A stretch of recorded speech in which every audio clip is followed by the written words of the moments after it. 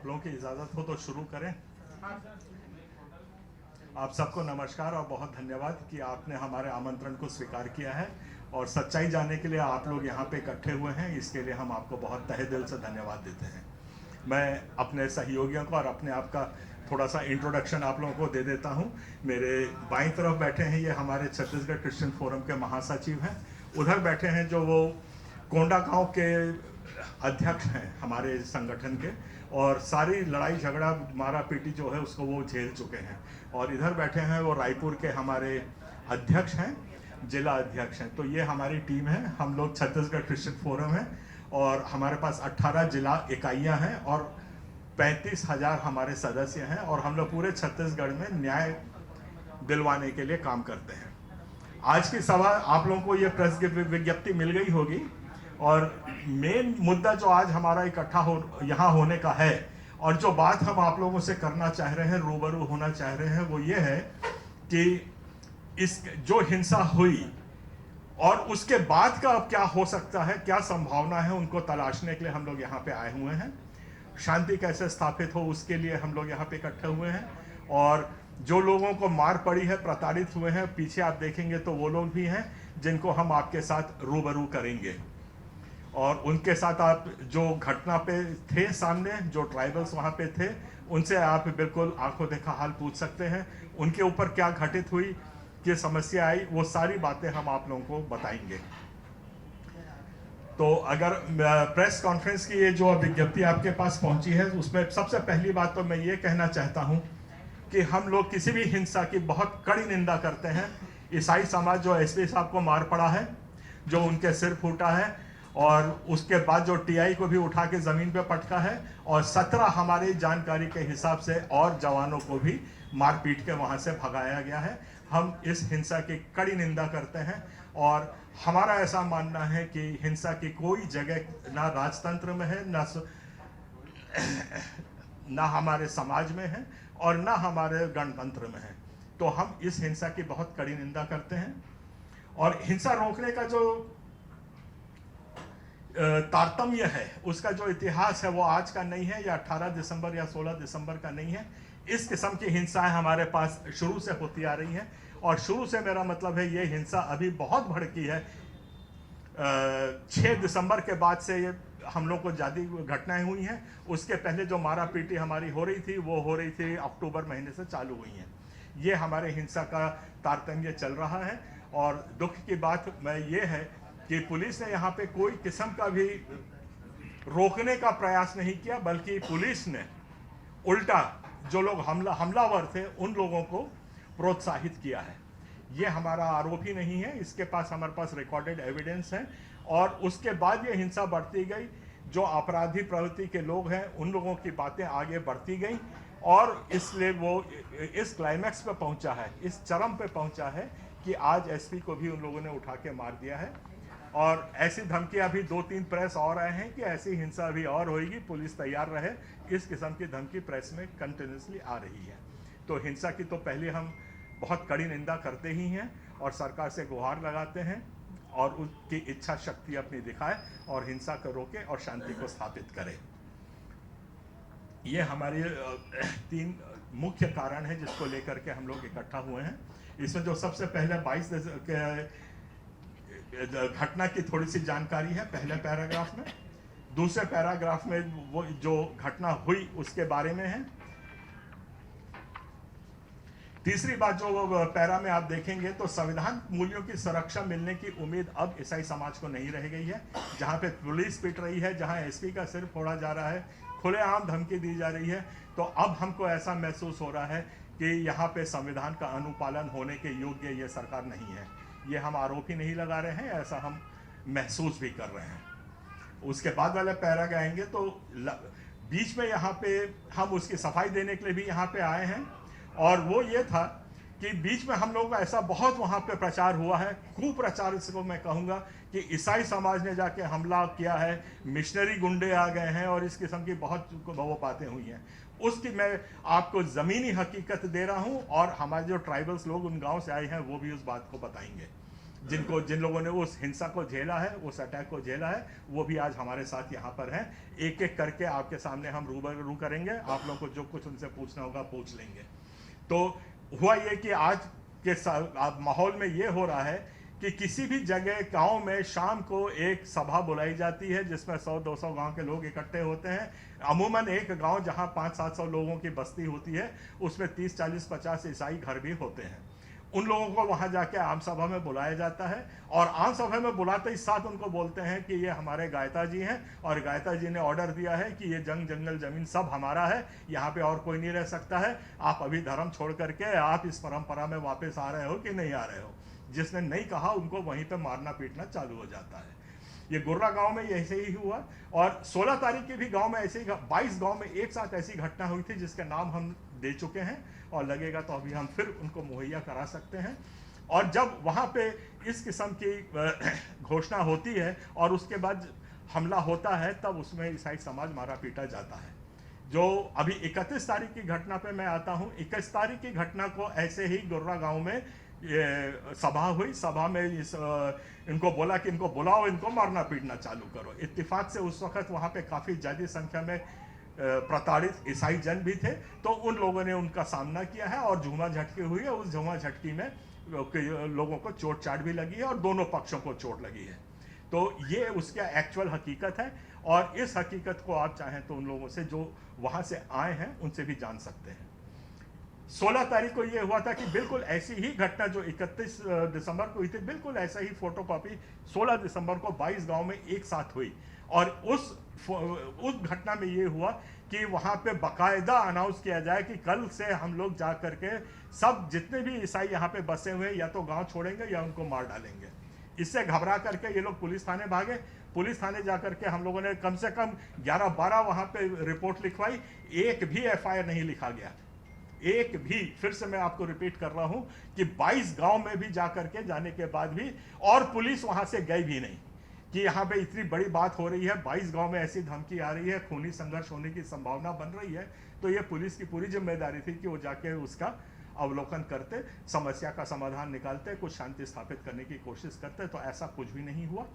और उल्टे जब हम लोग जाके वहां थाने में गए, बेन्नूर थाना खास तौर से आई ऑफ द स्टॉर्म है, वही कर्ण बिंदु है जहां से सारी समस्याओं का उत्पन्न हो रही हैं। तो वहां पे जब हम लोग जाकर के 16 तारीख को रिपोर्ट लिखाए तो 16 तारीख को पुलिस ने तुरंत हमारे ही खिलाफ एक नोटिस जारी कर दी कि आप 18 तारीख को आइए और अपना बयान दिखाइए। ये ऐसी इनका रिस्पॉन्स इनका इस किस्म से रहा जो बहुत दुर्भाग्यजनक है। और 18 तारीख को पुलिस के कोई संज्ञान नहीं लेने के कारण वहां जाकर के फिर 18 तारीख की घटना के बारे आप लोग सब जानते हैं, बहुत उसके स्लाइड्स चल चुके हैं, बहुत उसके टीवी क्लिप्स चल चुके हैं और बहुत प्रेस में वो रिपोर्ट हुआ है, अंतर्राष्ट्रीय मीडिया ने भी उसको उठाया है। तो ये ऐसी निंदा की हम ऐसी हिंसा की हम बहुत निंदा करते हैं। और दूसरी बात हम ये बोलते हैं कि पुलिस को संविधान के अनुसार चलना चाहिए था, जो वो नहीं चली है। इसलिए हम दोषी मानते हैं शासन को, प्रशासन को और राजनीतिक इच्छा शक्ति को। ये तीनों ने मिलकर आज काम नहीं किया है, इसलिए हम आज इस जगह पे पहुंचे हैं। और दोस्तों मैं ये भी बताना चाह रहा हूं कि आज हम जब यहाँ पे प्रेस कॉन्फ्रेंस कर रहे हैं तब भी यहाँ पे हिंसा हो रही है। 3 गांव 4 गांव पे अभी सुबह मेरे पास आई है। जिस दिन हमारे आदरणीय मुख्यमंत्री जी हमारे कुछ प्रतिनिधि से मिल रहे थे, उस दिन बंडापाल नारायणपुर का बिल्कुल चर्च को आग लगा दी, 10 घर को तोड़ दिया, उनका सब घर वर लूट दिया। वो आज अभी तक उनके आग लगी हुई है, वो गर्म है। तो इस किस्म की ये लिपापोती हो रही है। वहाँ पे आज तक कोई मंत्री नहीं गया, कोई संतरी नहीं गया, कोई उच्च अधिकारी नहीं गया। वहाँ पे जाके किसी ने भी ये नहीं मरहम लगाने तक की कोशिश नहीं की। आप लोग 1000 लोग विस्थापित हुए हैं, ये कोई छोटी संख्या नहीं है और ये संख्या बढ़ रही है, दिस इज कंटिन्यूसली इंक्रीजिंग। तो ये बहुत चिंताजनक स्थिति है जो छत्तीसगढ़ में होती जा रही है। इसलिए आज हम प्रेस के रूबरू हुए हैं और आप लोगों को बताना चाह रहा हूं कि यहाँ पे 2-3 अभियान गांव में और चल रहे हैं और हर गांव में जा जाके वहां पे बोला जा रहा है कि हमें इसको ईसाई मुक्त प्रदेश बनाना है। बाकायदा ढोल नगाड़ों के साथ वहां पीट करके वहां पे जैसे कोटवार हाका पाड़ता था उस किस्म के हाके पाड़े जा रहे हैं। इसकी हम शिकायत विकायत सब कर रहे हैं और वहाँ के कलेक्टर को, ये अपना कोंडा गांव के और नारायणपुर कलेक्टर को बाकायदा हमने शांति स्थापित करने के लिए, शांति सभा बुलाने के लिए, उनसे काउंसलिंग करने के लिए 50 आग्रह किए हैं, लेटर्स दिए हैं, सब कुछ दिए हैं, पर अभी तक कोई रिस्पॉन्स उसका नहीं आया है और इस ढोल नगाड़ों से ये हो रहा है। तीसरी बात, जो सबसे महत्वपूर्ण बात हम करना चाह रहे हैं, अभी महासमुंद के जो उपाध्यक्ष हैं सर्व आदिवासी समाज के, उनका मैं वीडियो अभी आपको प्ले करके दिखा देता हूं। तो वो जो आदिवासी समाज के महासमुंद के उपाध्यक्ष हैं, उनने साफ बोला है कि हमारा सर्व आदिवासी समाज इन हिंसा में लिप्त नहीं है, हम अपने आप को इससे पृथक करते हैं, अलग करते हैं, और हम जो कोई भी यहाँ पे भारतीय नागरिक है उसका मान सम्मान करते हैं, चाहे वो ईसाई हो, हिंदू हो, सिख हो, मुस्लिम हो। ये उनके बयान है, वो उसका वीडियो अब आप जब बोलेंगे तब उसको हम प्ले करके दिखा देंगे आपको। ये वहाँ का डेवलपमेंट्स है। फिर वहाँ पे जो गायता और पटेल वहाँ जो गांव के थे, उनकी भी कुछ रिकॉर्डिंग्स हमारे पास तक आई हैं, उसको भी दिखाएंगे। उनने भी बोला है कि हम इस हिंसा में लिप्त नहीं हैं, हमने जाकर के किसी को मारा पीटा नहीं है, कुछ नहीं किया। ये उनके बयान, रिकॉर्डेड बयान हमारे पास है। तो हमारा आज सवाल ये होता है, तो ये हिंसा कौन कर रहा है? और इसमें हम सीधा आरोप लगा रहे हैं कि बाहरी लोग आते हैं, उसके भी आपको हम क्लिप्स दिखाएंगे, और वहां जाकर के जो गैर आदिवासी हैं वो लोग गैर आदिवासियों को आपस में समाज को लड़ाने की कोशिश कर रहे हैं। इसमें मैंने अपनी विज्ञप्ति में जो दिया है उसमें नामजद रिपोर्ट भी मैंने दी है, और वो इसलिए दी है क्योंकि हमारे पास सफिशिएंट एविडेंस और प्रूफ है, साक्ष्य हैं, सबूत हैं, जब उन लोगों ने ऐसा कहा है। और बाहर से, मतलब भिलाई से भी कुछ लोग जा रहे हैं, वहाँ जाके बोल रहे हैं कि रोको ठोको आंदोलन चलाओ, किसी को भी रोको सड़क पे, उसको ठोकने लग जाओ, उनसे उनके नाम से उनका धर्म पूछो, अगर ईसाई बोलते हैं तो वहीं ठोको। और दूसरी बात, उसमें थोड़ी महत्वपूर्ण बात यह है कि जो लोग ये अभियान चला रहे हैं उनके पास कम से कम 6 FIR लगी हुई हैं, पुलिस उनको अरेस्ट कर नहीं रही है। हाई कोर्ट तक में याचिका लग चुकी है, और हाई कोर्ट में पुलिस ने जाकर के बयान दिया है कि ये लोग फरार हैं, हमारी पकड़ से बाहर है करके उनने हाई कोर्ट में दिया है। और वो जो गैंग है वो कल बस्तर में था, उसके पहले रायपुर में भी था, थाने में भी जा रहा है, सब जगह गाली गलौज कर रहे हैं, सब कुछ कर रहे हैं, पर पुलिस को वो नहीं मिल रहा है। और इतनी उन लोगों ने गुस्ताखी करी है कि हाई कोर्ट को भी अंधेरे में रख रहे हैं। वो महिला और वो लोग हर जगह घूम रहे हैं, हर थाने में जा रहे हैं, हर जगह उनको मालूम है। यहाँ पुरानी बस्ती थाने में भी आए थे, सब मालूम था उनको, उनसे कोई पूछताछ नहीं करती, और वो साफ बोलते हैं कि वो तो फरार है। तो ये रवैया है जिसके कारण ये सब बढ़ता जा रहा है। और वैसे ही मैं आरोप लगा रहा हूँ, वहाँ पे हमारे अंबिकापुर के कुछ बड़े नेता हैं, वैसे ही बस्तर के कुछ बड़े नेता हैं, उन लोगों ने खुली धमकी दी है कि पुलिस पर भी ऐसे हमले और होंगे। और ऐसा बोला है ईसाई समाज भी या तो गाँव खाली कर दे और या हम लोग तैयार रहे। मैं पूछना चाह रहा हूँ आज आपके माध्यम से कि हमारी सरकार ऐसे धमकी और उसके लिए क्या कर रही है। और आखिरी बात पे मैं आ जाता हूँ सर, इसके बाद आप जो चाहे पूछ सकते हैं हमको। वो ये है कि अब ईसाई समाज जो है पूरे हिंदुस्तान का, ये खाली छत्तीसगढ़ की बात नहीं रह गई है, ये बिल्कुल नेशनल मैटर बन गया है। क्योंकि 1000 लोगों का विस्थापित होना और रोज 50, 60, 100 की तादाद में वहाँ से निकलना, गांव छोड़ना, ये एक बहुत बड़ी बात हो गई है। और जिससे पूरे हिंदुस्तान का, पूरे भारतवर्ष का बड़े समाज आज आक्रोशित हो चुका है। तो ये आंदोलन जो हम लोगों का है, ये इसको अगले स्तर पे लेके जाएंगे। सुप्रीम कोर्ट में हमारे 12 बड़े वकील इकट्ठे हो गए हैं। हम लोग सुप्रीम कोर्ट में सरकार की जो नाकामी हो रही है, इसकी जांच के लिए एक SIT बनाने की मांग करने की याचिका सुप्रीम कोर्ट में भी लगा रहे हैं। ये हम लोग का आगे का आंदोलन पे रणनीति है, और इसके लिए हम अभी भी गुहार लगाने आपके माध्यम से कि कैसे भी प्रदेश में शांति स्थापित हो। यही हमारा आज का मिलने और बैठने का खास मुद्दा है। इसमें कोई भी सवाल पूछना चाहे तो सवाल। का नाम क्या है जो बताए थे, जिस पे FIR दर्ज है? उस पे ये लाइट थोड़ा बंद कर दिए, दिखता नहीं है। आपने एक महिला का जिक्र किया, इस पे महिला लिखा है, आपने बताया उसके खिलाफ FIR भी दर्ज है, क्या नाम है उनका? ज्योति शर्मा जी, ज्योति शर्मा जी। प्रबल प्रताप सिंह जुदेव का बयान है जी। ईसाई समुदाय के लोग धारदार हथियारों के साथ आदिवासियों पर हमला कर रहे हैं। जी, बयान सच्चाई नहीं होती, और ऐसा सबूत है तो पुलिस में जाए, रिपोर्ट लिखाएं, उसको अरेस्ट कराएं। कौन धारदार हथियार लेके आया है, कौन चला है। और आपको थोड़ा सा बिल्कुल थोड़ा समझ लीजिए, हमारी जो विचारधारा है वो शांति की है। हमारा जो धर्म गुरु है यीशु मसीह, वो मार खा के जान दे दिया, क्रूस पे चढ़ गया, हम उसी के अनुयायी हैं। हम लोग मार खा लेते हैं पर मारते कभी नहीं हैं, और उसी का फायदा आज ये उठाया जा रहा है। नहीं तो जिन लोग मार खा रहे हैं ये लोग भी उसी गोंड समाज से आते हैं, मैं भी उसी गोंड समाज से आता हूँ, मैं 3rd जनरेशन कन्वर्ट हूँ, और हथियार चलाना और रखना ये सब हमको भी आता था, पर हम लोगों के ये आज्ञा नहीं है हमारे धर्म में। हम विश्वास करते हैं अपने राजा पे, विश्वास करते हैं अपने धर्म गुरु पे, इसीलिए हम लोग शांति का ही रास्ता अपनाते हैं, और आज भी बैठे हैं तो शांति की ही बात कर रहे हैं। हम लोग मार खा लेंगे पर मार कभी नहीं करते हैं। आज सदन में भी इसको लेकर के चर्चा हो रही है। इसके बारे में जानकारी नहीं है मुझको, हमारा कोई व्यक्ति वहाँ पे नहीं है सदन में जो कुछ बता सके।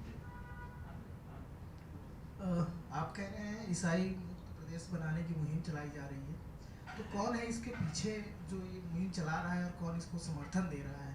इस पर पॉलिटिकल पार्टी का भी इन्वॉल्वमेंट लग रहा है क्या? अभी तक हमको किसी पॉलिटिकल पार्टी का इन्वॉल्वमेंट होने का ना हम आरोप लगा सकते हैं, ना हमारे पास ऐसी कोई जानकारी है। ये सामाजिक उठापटक हमको देख रहे हैं, और इसमें बाहर से लोग आ करके अपने आप को आदिवासी के बता करके घोषित करके वो सारे काम किए जा रहे हैं, और इसके हमारे पास बहुत स्पष्ट जरूरत पड़ेगी। SIT का गठन होगा तो हम सारे सबूतों के साथ वहां पे ये सारी जानकारियां देंगे। जी, एक सवाल और उठता है सर कि जो आरोप लगाया जा रहा है, कुछ पॉलिटिकल पार्टीज हैं वो ये कहती है कि भोले भाले आदिवासियों का मतांतरण हो रहा है तो उन्हें प्रलोभन दिया जा रहा है, तो इस बात में कितनी सच्चाई है? हाँ, इसमें बिल्कुल सच्चाई है, प्रलोभन में तो कोई सच्चाई नहीं है, पर मैं आप लोगों के माध्यम से एक बात यहाँ पे रेस कर रहा हूँ। क्या नरभक्षण परंपरा नहीं थी? बहुत दूर की बात नहीं है, 1960 में भी यहीं पे यही बस्तर में सुप्रीम कोर्ट में केस लगा था, जहां एक आदिवासी ने नरभक्षण कर लिया था। वो परंपरा के कारण उसके ऊपर 300 देश का केस नहीं लगा था। क्या सती हमारी परंपरा नहीं थी? क्या पहलौठे को गंगा में फेंकना हमारी प्रथा नहीं थी? तो जैसे जैसे हम प्रज्वलित हो गए, हमारे ज्ञान चक्षु खुलते गए, हम लोग उन परंपराओं को छोड़ते गए और आगे बढ़ते गए। तो आज की उस परंपरा, कौन सी परंपरा है जिसमें आप जबरदस्ती किसी को बांध के रखना चाहते हैं? आज ईसाई जो अगर वहां पे आता है तो दारू पीने की जो परंपरा है उसको छोड़ देता है, क्योंकि हमारे यहाँ हराम है दारू पीना। आप किसी भी हमारे जो गांव के लोग हैं उनसे पूछ लीजिए, यहाँ भी आए हैं, कोई शराब नहीं पीता है, शराब का सेवन करना बंद कर देते हैं। ये पहली परंपरा हमारी टूटती है। दूसरी परंपरा हमारी टूटती है क्योंकि हम चर्च जाते हैं तो चर्च में हमको संविधान के ज्ञान मिलता है, बराबरी का ज्ञान मिलता है, कोई छुआछूत नहीं होती है। हम चमार से भी हाथ मिलाते हैं, गले मिलते हैं, जो भंगी होता है उसके साथ बैठ के एक प्लेट में खाना खाते हैं। ये पहला संदेश देते हैं। ये है हम जो परंपरा छोड़ रहे हैं, ये है जो इनको आप उसी परंपरा में क्यों बांध के रखना चाहते हैं? ये हमारा सवाल या निशान है। ये जो ज्योति शर्मा का आपने नामजद रिपोर्ट लिखा है, उसके बारे में कुछ जानते हैं क्या? जानते सब हैं, पर एक स्पेसिफिक घटना के ऊपर हम लोग आज ये प्रेस कॉन्फ्रेंस नहीं बुलाए हैं, तो उसमें ज़्यादा जाने से हम लोग एक छोटे से मुद्दे पर जाके बंध जाएंगे। ये पूरी शांति स्थापित करने के लिए आज की ये प्रेस कॉन्फ्रेंस है। हम अपने क्या उनका कोई पॉलिटिकल बैकग्राउंड रहा या कुछ पीछे संगठन से? क्योंकि ये अहम है, क्योंकि अगर किसी पॉलिटिकल बैकग्राउंड से वो आती हैं तो फिर जाहिर सी बात उनका इन्वॉल्वमेंट भी है। पॉलिटिकल है नहीं है, किस संगठन से आती है, ये मेरा काम नहीं है ढूंढना पता लगाना। ये सरकार उसका संज्ञान ले, सरकार उसको जाने देखे क्या है क्या नहीं, और अगर टेररिस्ट ऑर्गेनाइजेशन है तो उसका पर्दाफाश करे और समझाइश दे। और जो कानून अपना काम क्यों नहीं कर रहा है, हम तो खाली बस इतना सवाल उठा रहे हैं। 6 FIR हो गई हैं और हाई कोर्ट में झूठ बोल रहे हैं पुलिस। ये हमारे चिंताजनक सवाल है। हमारे चिंता वो नहीं है कि वो क्या कर रही है, किस संगठन से आ रही, कौन पॉलिटिकल वो है। हमारा तो सवाल ये है कि आज कानून अपना काम क्यों नहीं कर रहा है। आज हाई कोर्ट की आंखों में भी धूल झोंकी जा रही है। ये आपत्तिजनक है हमको। हमें कोई मारे, हमें उसके कोई पीड़ा नहीं है, कोई परेशानी नहीं है। जब कानून अपना काम नहीं करता है वो हमारी पीड़ा है, वो हमारी परेशानी है। सर, एक सवाल ये है कि जैसे कि छत्तीसगढ़ में आरक्षण का मुद्दा भी एक हावी है, तो क्या लग रहा है कि सरकार आपके FIRs पर या आपकी शिकायतों पर ध्यान क्यों नहीं दे रही? क्या लग रहा है कारण इसका? आरक्षण से इसका कोई लेना देना नहीं है। पहली बात, हमारे ऊपर जो हिंसा हो रही है, एक लक्षित हिंसा हो रही है। वो लक्षित हिंसा क्यों हो रही है?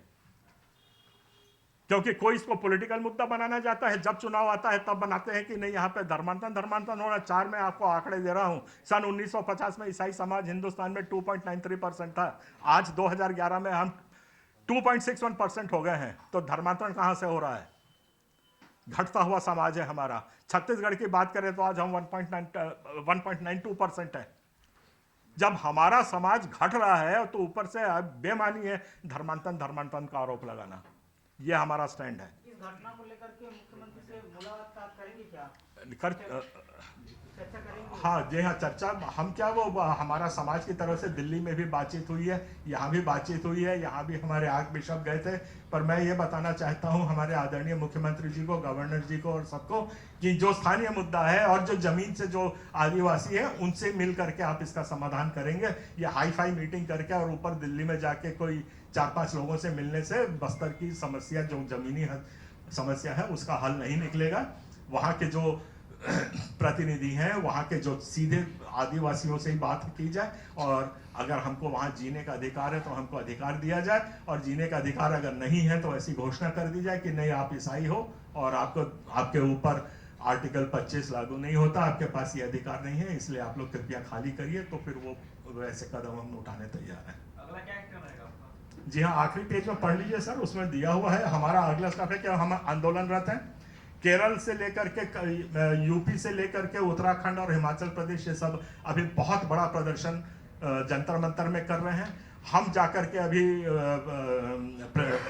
महामहिम राष्ट्रपति जी से मिल रहे हैं और उनको यहाँ की पीड़ा बता रहे हैं। और दूसरा आंदोलन में हमारा दूसरा स्टेप ये है कि यहाँ पे छत्तीसगढ़ में संविधान की 13वीं हम मनाएंगे, क्योंकि यहाँ संविधान मर गया है और बाकायदा हम वो 1 lakh post card president of India को, महामहिम आदरणीय मुर्मू जी को हम भेज रहे हैं कि आके के इस 13वीं के सब में आप हमारे साथ रहिए। हम 13वीं का भोज करेंगे यहाँ पे, संविधान की 13वीं मनाने का हम आंदोलन यहाँ पे कर रहे हैं। ये कब मनाएंगे? अभी इसका यह पूरा देशव्यापी होगा, तो अभी इसकी मीटिंग ही नहीं हुई है, शायद 2-3 महीने लगेंगे। और हमारा सुप्रीम कोर्ट में याचिका तुरंत लग रही है, और जो क्योंकि जो सरकार यहाँ पे संविधान का पालन नहीं कर रही है उसके विरोध में वहाँ पे, और बहुत बड़े बड़े नामी गिरामी वकील उसमें आ गए हैं, तो उसको बहुत जस्ट तरीके से SIT बनाने की अभी तक मांग है, और कि SIT बना के इसके मूल कारण तक पहले पहुंचा जाए और सरकार के कहाँ फेलियर्स है उसको उजागर किया जाए। इस रास्ते पे हमारा आगे का काम रहेगा। जब एक चीज है, जब आप जाते हैं या कंप्लेंट के लिए जाते हैं तो पुलिस और सरकार का क्या रवैया रहता है आपका? मैं आपका ध्यान अभी वो वीडियो भी दिखा देता हूँ, उस तरफ ले जाना चाहता हूँ। जब हमको मारा पीटा गया, ये मैं गोलापल्ली थाना सुकमा जिला की मैं बात कर रहा हूँ, वहाँ पे जब उसको मारा पीटा गया तो उन लोग रात को, क्योंकि नक्सल थाने थे इसलिए वो रात को रिपोर्ट नहीं जा पाए, जब सुबह वहाँ पे गए वो लोग तो उन्हीं को मारा गया है, और पुलिस TI ने वहाँ बैठ करके लो मारो इनको करके उसको मारा है, और पूरे वीडियो हैं हमारे पास। और यहाँ तक कि जब वो वहाँ से जब ईसाई लोग थाने से निकल के भाग रहे थे तब वहाँ के SP ने हेलीकॉप्टर भेजा है उनको पकड़ के लाने के लिए। हम लोग इतने बड़े अपराधी हो गए हैं कि हमारे पीछे हेलीकॉप्टर दौड़ाए जा रहे हैं, और ये मैं भरी सभा में सबके सामने बोल रहा हूँ क्योंकि हमारे पास एविडेंस है उस SP के, और ऐसे में SP मार नहीं खाएंगे तो और क्या करेंगे हम। हाँ सब है सर, उसको हाँ वो है, अब मैं अभी दिखा दूंगा आपको। और ये वही SP है जिनका साथ घटना हुई, वही है? जी नहीं, ये दूसरा ये SP सुकमा है, और SP सुकमा ने एक वो पत्र भी निकाला था जिसमें वो खुद कोर्ट भी बन गए थे, खुद जज भी बन गए थे, खुद पुलिस भी गए थे, और हमको आरोप भी लगाए थे धर्मांतरण के आरोपी हैं करके। उसको आज तक ना सरकार ने वो लेटर को वापस लिया है, और उनका जो गैर संवैधानिक काम उसे जो SP ने किया है उसके अगेंस्ट भी कोई काम नहीं हुआ है। सर ये जो संविधान की 13वीं वाली जो बात आप कर रहे हैं, ये छत्तीसगढ़ के परिप्रेक्ष्य में है कि बाकी स्टेट में भी ऐसा कुछ? अभी तो हम छत्तीसगढ़ फोरम को रिप्रेजेंट करते हैं, छत्तीसगढ़ के ईसाइयों को। बाकी प्रदेशों से भी अगर ऐसा आएगा तो वहां भी उसके रूपरेखा आंदोलन की बनाई जाएगी, और जो जो प्रदेश में अगर इस किस्म से संविधान कुचला जा रहा है तो वहां पे आंदोलन तो हम लोग करेंगे।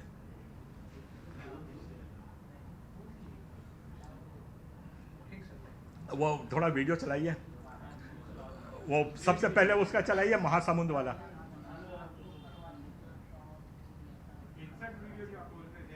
महासमुंद वाला तो है सर, सबके पास आ गया है, चलिए ठीक है। वो जिसमें SP बता रहे हैं आप किस थाने में बैठा कर, ये ऐसा? हाँ वह है ना हमारे पास गोलापल्ली वाला। ये वीडियो भी है। हाँ ये मेरा ये इसको थोड़ा वापस करिए, ये वाला, इनका सिर फूटेगा तो 5000 बल पहुंचेगा। और वह हमारा दिखाइए वहां पे, और आगे बढ़िए, ये सुकमा आगे बढ़ाइए, ये भी यहाँ, ये अपना कोंटा, ये अपना कोंडागांव, ये हमारा नारायणपुर, ये हमारा कांकेर। इतने सिर फूटेंगे तो हमारा एक भी एफआईआर नहीं होगा। ये तो एक ही एक मैं घटना आपको दे दूंगा, ऐसे हजारों के तादाद में घटना है। और कितने लोग ऐसे घायल हुए होंगे? हमारे पास जो रिकॉर्ड्स हैं उसमें 200 लोग घायल हैं और करीब 1400 लोग आज तक विस्थापित हो चुके हैं। वो चर्च में लाइव पे, चर्च में जो खुला मारपीट हो उसका दिखाओ ना। प्राणघात मतलब जी, जान जोखिम में आ जाए ऐसे लोग कितने घायल हुए, मतलब जिन पे 307 लग सकता है। हर एक मामले में 307 लगना चाहिए, हर एक मामले में। सिर पे मारा है, खून निकला है, क्यों 307 नहीं हो रहा है? हमारे पीछे अभी एक आदमी बैठा हुआ है, उसका जबड़ा पूरा टूट गया है और पुलिस ने वहां पे लगाया है 294, मतलब झूमा झटकी हुई है। उसका एमएलसी करने के लिए मना कर दिया, हॉस्पिटल लेके नहीं जाने दिया। ये पीछे बैठे हुए हैं, आपको उनके रूबरू कराऊंगा पारी पारी से, आपको जो पूछना उनसे पूछ लीजिएगा। मैं ग्रुप में सर वो डाल दूंगा सारे वीडियोस। गोलापल्ली जो थाने का है वो पूरा हमारे पास है, वो मैं आपको ग्रुप में डाल देता हूं। और वो वहां पे जो हेलीकॉप्टर भेजने वाली है, और दूसरी जो हमारी सबसे पीड़ादायक शिकायत आदरणीय मुख्यमंत्री जी से वो ये है कि आज हमको मुख्यमंत्री, पूरा समाज जो आज 12 लाख हमारे पास वोटर्स हैं, जो पिछली बार हम लोगों ने जम थम के काम किया था, और 380 हमारे पर जो हमले हुए हैं उसमें हमारी क्यों बात नहीं सुनी जा रही है? आज हमारे पास एक मेंबर माइनॉरिटी कमीशन में ईसाई मेंबर नहीं है, हमारे पास कोई मंत्री नहीं है जिससे हम अपनी बात मुख्यमंत्री तक जा सके। ये हमारी पीड़ा है। हम पे मारपीट तो होगी, झगड़ा वो जन्म से होगा, अपराध होगा, पर उसका समाधान अगर नहीं होता है और हमारा मुखिया हमारी बात नहीं सुनता है, ये आपत्ति हमको है। आप भी आरोप तो लगा रहे हैं आने वाले चुनाव को लेकर चेतावनी भी है मुख्यमंत्री भैया। भूपेश बघेल को कुल मिलाकर कहते हैं। क्या समझा नहीं सर आपकी? आने वाला जो चुनाव होगा विधानसभा का, तो चेतावनी है ईसाई समाज की तरफ मैं हम लोग की कोई औकात ही नहीं कि किसी को चेतावनी दें। हम लोग तो आप लोगों के संरक्षण में रहते हैं। यहाँ जो मेजॉरिटेरियनिज्म है, तो उनके संरक्षण में हम लोग छोटे से समाज है, इसमें हम किसको चुनौती देंगे, किसको धमकी देंगे? और हमारा नेचर भी नहीं है चुनौती धमकी वाला।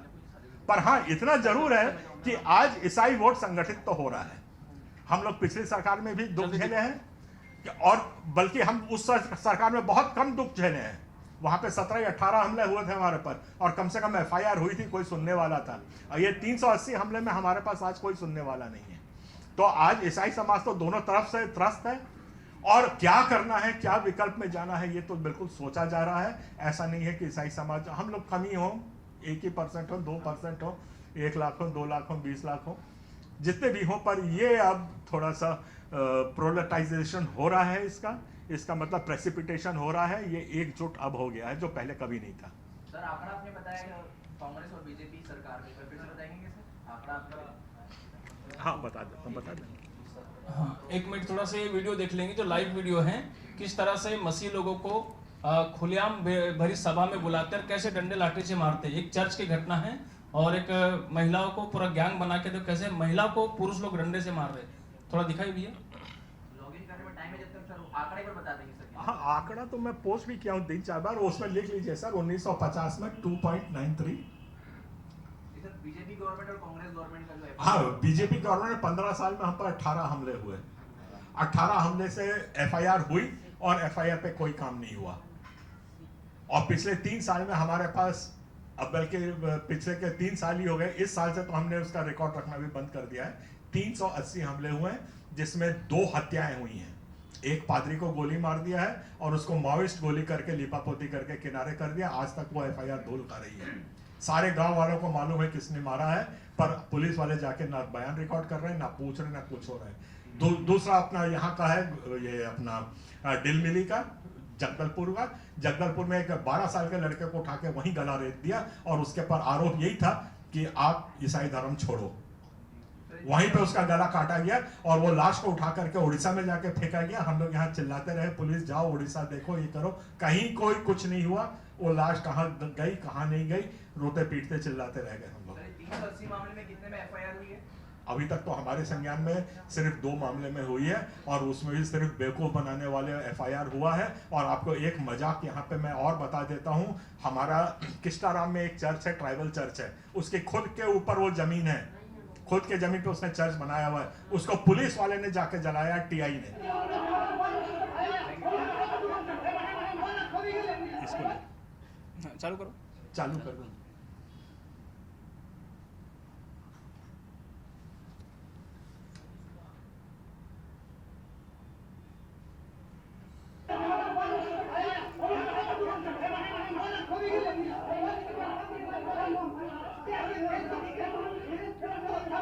वो देखो आदमी को देखो, मरना सन है वो।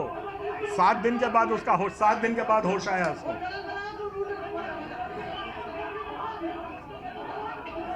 वो महिला को मार रहे वो वाला भी। वो महिला वाला दिखा ना, वो दिखा ना हाँ यही है।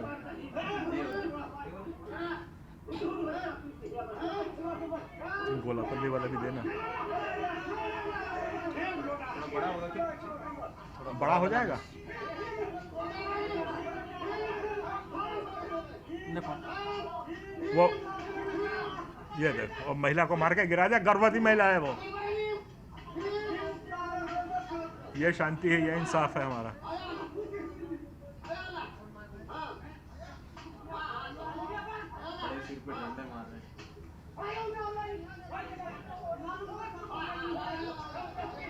इस पर भी FIR नहीं हुई है।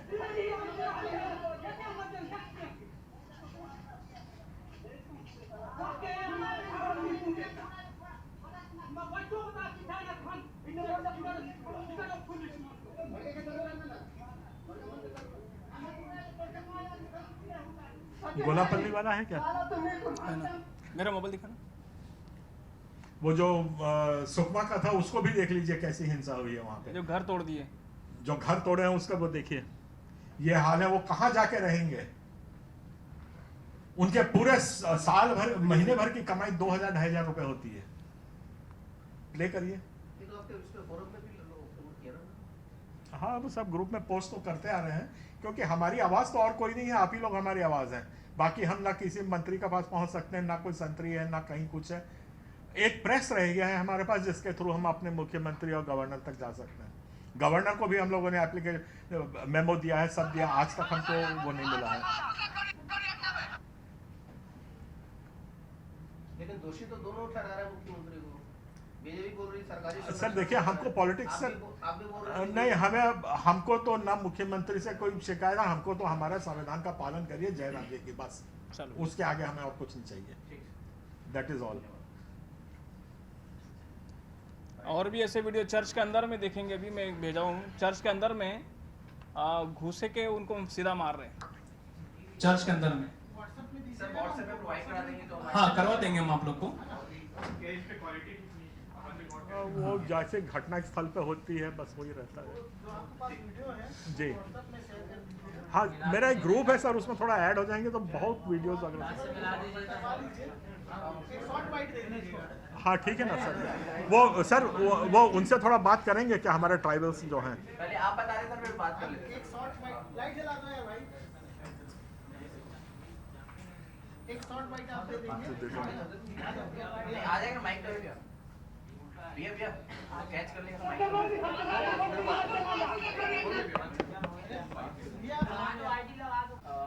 जी बताइएगा, शॉर्ट में एक बताइएगा। हाँ। क्या किस चीज के लिए आप लोगों ने प्रेस कॉन्फ्रेंस किया, क्या आप लोगों का मुद्दा मांग है और क्या? हमारा मुद्दा एक ही है कि छत्तीसगढ़ में संविधान समाप्त होते हुए नजर आ रहा है। एक व्यक्ति की जो मूल स्वतंत्रता है, जिसकी धार्मिक स्वतंत्रता है, जिसकी आस्था की स्वतंत्रता है, जिसकी आजादी की स्वतंत्रता है, वो पूरी तरह से समाप्त होते नजर आ रही है, जिसमें ये घटनाएं दिन ब दिन होते जा रही है और प्रशासन इसमें बिल्कुल लिपापोती कर रही है। और हमारा ये मानना है कि सरकार जो है इन ऐसे प्रकार के आतंकवादियों को संरक्षण दे रही है, क्योंकि संरक्षण देने का कारण ये है क्योंकि वो उनके ऊपर में उचित तरीके से कार्रवाई नहीं कर रही है। आप देखिए कि हमारे लोगों का सिर फुट रहा है, हमारे लोगों को चर्च में घुस के मारा जा रहा है, घर में रहना मुश्किल हो गया है, जो पीछे में है वो सब गांव से निकाले हुए लोग हैं, उनको गांव से निकाल दिया गया है। अब वो लोग कहीं कोंडागांव में कोई शरणार्थी बन के बैठा हुआ है, कोई नारायणपुर शहर के अंदर में शरणार्थी बन के बैठा हुआ है, तो कोई किसी चर्च में शरणार्थी बन के बैठा हुआ है। उनकी मूल जमीन से, उनके मूल परिवारों से, उनके मूल जो अधिकार है उनसे उनको वंचित कर दिया। उनके यहाँ तक कि उनके खेतों को काट के भी, उनके जमीनों को हड़प कर वो लोग जो है उनकी जमीन और उनके खेत खलियान को सबको छीन रहे हैं और सीधा गांव से बाहर निकाल रहे हैं और बोल रहे साफ साफ अब हमारी सरकार है, हमारा राज है, हमारा कलेक्टर है, हमारा एसपी है, हमारा सब कुछ है, अब हमारा राज चलेगा, तुम ईसाई लोग का कुछ भी नहीं चलेगा। इस सब सारी घटनाओं को लेकर एक ही सबसे बड़ी सामने बात आ रही नजर में कि इस देश के, इस छत्तीसगढ़ के अंदर में संविधान टोटली समाप्त होते हुए और खत्म होते हुए नजर में आ रहा है। हमारा कहने का मतलब यह है कि यदि प्रदेश की मुखिया से निवेदन है कि छत्तीसगढ़ को जंगल राज बनने से बचाए, जंगल राज होने से बचाए। आज देख रहे डंडे, लाठी, तलवार और तीर कमान और धारदार हथियारों के साथ सीधे चर्च में घुस रहे, चर्च सीधे मसीहों के घर में जा जाकर उनको मारपीट कर रहे हैं और सरकार इसमें बेलगाम हो रही है। मैं बता रहा हूं आपको, छत्तीसगढ़ में मात्र 2 ही जगह में एफआईआर हुई। कब हुई? जब पुलिस वालों को मार पड़ती तब एफआईआर होती है। एक घटना हुई थी कहां पर? अपनी पुरानी बस्ती थाने में, रायपुर में, जहां पुलिस के कैबिन में घुसकर आतिवादी ने जब वहां पर बैठे 3 पादरियों को मारा था और पुलिस वालों को भी मार की झमाझपटी हुई थी, तब वहां पर एफआईआर हुई थी। और आज एफआईआर कहां हुई है? जब नारायणपुर में, जब वो हमारे चर्च के अंदर में पूरा जाके तोड़फोड़ मचाया, सब कुछ किए। और वो एफआईआर क्यों हुई? क्योंकि वहां पर एसपी का सिर फूटा, इसलिए एफआईआर हुई। इतने सारे मसीहों को मारा पीटा जा रहा है, उन पर ना तो कोई एफआईआर हो रही है, ना ही उनके खिलाफ में कोई कार्रवाई हो रही है। यदि शुरू से संज्ञान लिया जाता तो आज ये नौबत नहीं आती है। आज ये छत्तीसगढ़ प्रदेश जो है एक टेररिज्म की ओर में बढ़ते बढ़ते जा रहा है और कुछ लोग हैं जो इसको बहुत ज्यादा बढ़ावा दे रहे हैं, महत्व दे रहे हैं और सरकार उनको पूरा संरक्षण दे रही है। ये हमारा आरोप है। यदि हम लोगों को इसमें सुरक्षा नजर, हम मसीह लोगों को, हमारा एक ही मानना है, यदि हम मसीह लोगों को यदि सुरक्षित सरकार नहीं कर पाती है तो छत्तीसगढ़ में हमें कोई 2 या 3 जिले दे दे, हम अपने पूरे ईसाई लोग को लेकर हम एक साथ में रहेंगे।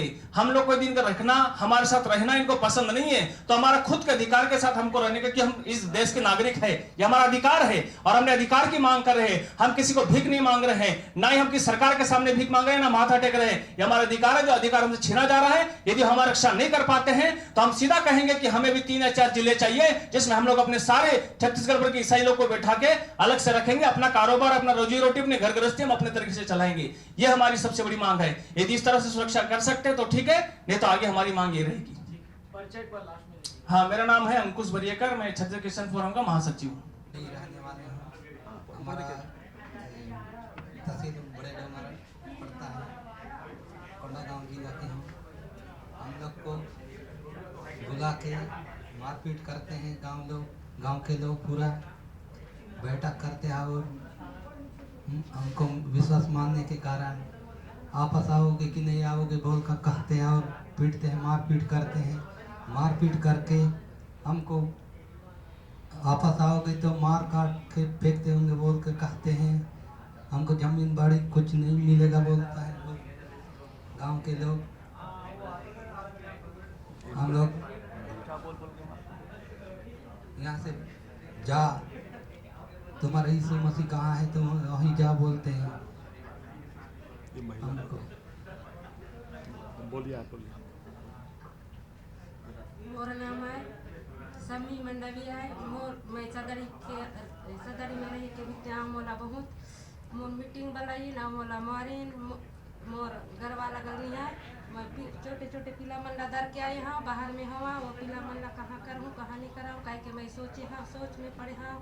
मोला जमीन नहीं देबो तो ला कहीं नहीं देबो, यहाँ रहेला नहीं देबो तो कहाँ जाता वहाँ जा, तोर ईसाई धर्म ला मानता तो तोर कहाँ काय हो भाई वहाँ जा बोल के मोला बोलते। तो मैं पिला मन ला निकला के मैं लाने हाँ, मैं कहाँ रहूँ काय करूँ, कह के मैं सोच में पड़े हाँ। और कुछ बोलो, फटाफट बोलो। हाँ बोलो, जल्दी बोलो। मैं कोंडागांव जिला का हूँ, ग्राम तिबई वालेंगा। और हम लोग को मसीह लोगों को बहुत सताया जाता है और मारपीट किया जाता है। 18 दिसंबर को हम लोग को बहुत मारा गया, बेरहमी से पीटा गया, मेरा सिर भी फोड़ दिया गया, मेरे बहन लोग को भी छेड़छाड़ किए और बहुत से बेरहमी से मारा गया और चर्च में घुस के मारे और हम लोग को बहुत बुरी तरह से मारे, इतना मारे और बाद में यहाँ रहने का जगह नहीं है, ले लिए बोले और फिर से और बोले कि यहाँ तुम्हारे लिए कुछ भी नहीं है और तुम्हारा जगह यहाँ पे नहीं है, कुछ बोल के भगाए, मारपीट किया। अगर वापस फिर आओगे घर तो काट देंगे बोल के बोले हैं और गए तो फिर से मारने की कोशिश की है। फिर मारपीट बहुत करता है, लेकिन इसके लिए निवेदन करता हूँ कि ये सब सताव होना नहीं चाहिए, लेकिन बहुत मारा जाता है, ऐसा नहीं होना चाहिए क्योंकि सब एक दूसरे से प्रेम करना चाहिए, ऐसा नहीं करते, बहुत बेरहमी से मारते हैं। इतना है मेरा, धन्यवाद। कितने लोग आए हो आप लोग? हम लोग ये इनको इनको आपके गांव से ये हम लोग 14 लोग आए हैं। आपके गांव से जी 14 लोग। हाँ, इनके गांव से नहीं, सब गांव से, सब गांव से आए हैं, एक एक करके आए हैं। और ये जो घटना है हर रोज हो रहा है। और भी लोगों को इससे हटाएंगे जी। उनको महिला को देते, जोर से बोले, जोर से माइक पास में। हम लोग भी जब घर में रह रहे थे तो गांव वाले हमको बुलाए मीटिंग में और बीच में करके बोल रहे थे तो तुम ऐसे धर्म को छोड़ो या तो फिर ईसाई दिखाओ, ईसाई धर्म करो बोल रहे थे, तो हम नहीं करेंगे बोले। हम लोग बहुत से परेशानी में रहते थे, इसलिए प्रभु यीशु मसीह पर विश्वास किए, धर्मांतरण क्यों किए हैं, किसका चंगाई हुई है, कोई है इसमें? नहीं छोड़ेंगे बोले। वो कौन है, तो तुम नहीं छोड़ोगे तो तुमको जान से मार डालेंगे और नहीं तो यहाँ से निकल के जाओ, तुम्हारे लिए यहाँ कुछ नहीं है बोले। तो हम लोग बोले कि हम कहाँ जाएंगे, अपना गांव छोड़ के, अपना घर छोड़ के, बच्चे को लेके बोले। तो तुम लोग को यहाँ से जाना होगा, नहीं तो फिर वापस आना होगा बोले। ठीक है, माइक इनको दे दो। एक बस ये लास्ट गांव में अगर देखा जाए तो कितने ईसाई परिवार होंगे? ये तुम बताओ। हर गांव में हाँ, अगर एक गांव में कितने ईसाई परिवार होंगे? कम से कम 10 एक परिवार होंगे। हाँ, कहीं 10 है, कहीं 20 है, कहीं 5 परिवार है, ऐसा है। इनको देना धर्मांतरण क्यों किया बताना।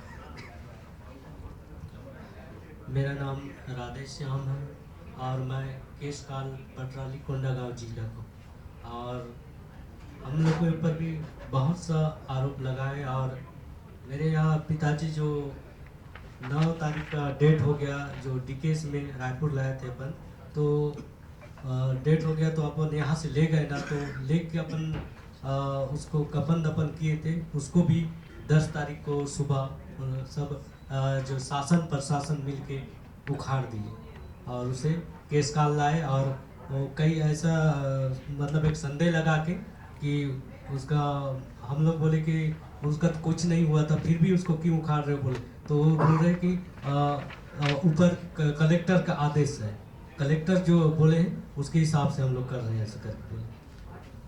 ये इनके केस में एक बहुत रोचक तथ्य मैं बता रहा हूँ। यहाँ पे इनके पिताजी की मौत हुई है छत्तीसगढ़ रायपुर में सुबह 7 बजे। लाश वहां पहुंची नहीं है, गड्ढा खोदा नहीं है, पर कब्र को खोद के निकालने का ऑर्डर कलेक्टर दे चुका था। क्यों इस तरह से? अब वो कलेक्टर से पूछा जाए। और हमने जब आरटीआई मांगी तो लेने से इनकार, ये पुलिस लिख के दी है बड़ा बड़ा। हमारे आरटीआई की एप्लीकेशन कि इनके घटना की सारी जानकारी हमको दीजिए, पुलिस डायरी दीजिए, तो पुलिस वाला ने ये लिख के दे दिया है कि आपका ये एप्लीकेशन ही लेने से हमने इनकार कर दिया है। अब वो सब, हमें क्या जरूरत है कि हम हाई कोर्ट और सुप्रीम कोर्ट भागते रहे? यहाँ का शासन प्रशासन मुर्दा हो गया है क्या? ये आदमी कैसे हाई कोर्ट जाएगा, ये आदमी कैसे सुप्रीम कोर्ट जाएगा? उसके बाप की लाश को इन लोगों ने गायब कर दिया है।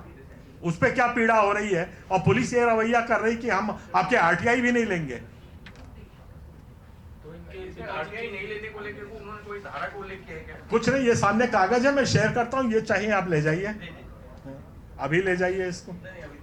और इनके पिताजी की बॉडी तो फिर मिली कि नहीं मिली? तरह से अत्याचार हुआ और हमारे संविधान के खिलाफ जाके सारे लोग, मगर वहाँ पे मैं एक देख रहा हूँ कि वहाँ पे वास्तव में लड़ाई वहाँ पे कुछ और चल रही है कई सालों से। वहाँ पे आदिवासी जल जंगल जमीन की लड़ाई लड़ रहे हैं, मगर इस लड़ाई में न तो मसीही में शामिल हो गए लोग दिखते हैं, न हिंदू में शामिल हो गए आदिवासी दिखते हैं। दोनों के दोनों और उस लड़ाई से दूर हो जाते हैं। ये क्या कारण है? दूसरा, मैं इन लोगों से भी पूछा जाके जहाँ जहाँ, तो ये लोग बोलते हैं कि नहीं, न तो आदिवासियों के देवी देवता से हमको कोई मतलब नहीं। तो तो ये कैसा है? झारखंड में तो इस तरह से नहीं हुआ था मसलों का। ये बहुत महत्वपूर्ण बात आपने करी है, और जो हमारा ऑब्जर्वेशन है वो ये है कि आज सरकार की जिम्मेदारी क्या है, उनको पानी, रोजी रोटी, उनको वो सामान, जीवन स्तर उठाने का उनकी जिम्मेदारी है। वो ना करके उनको पिंजरों में रख करके पैसा कानून दे रहे हैं, और वो 244(1) का उल्लेख कर रहे हैं, धर्म में उनको उलझा रहे हैं, ताकि वो ना एम्बुलेंस की मांग करें, ना अस्पताल की मांग करें, ना अच्छी शिक्षा की मांग करें, और वो वैसे ही दबे कुचले रहे ताकि हम उन पर राज करते रहें। ये इतनी ही राजनीति है। इसका चाहे कोई पार्टी आए आज हिंदुस्तान में और कोई जाए, आज कुचला जाएगा तो सबसे नीचे वर्ग का आदिवासी ही कुचला जाएगा, बाकी किसी को कुछ नहीं होगा। और उन्हीं के पक्ष में हम काम करते हैं, इसलिए आज हम भी मारे जा रहे हैं।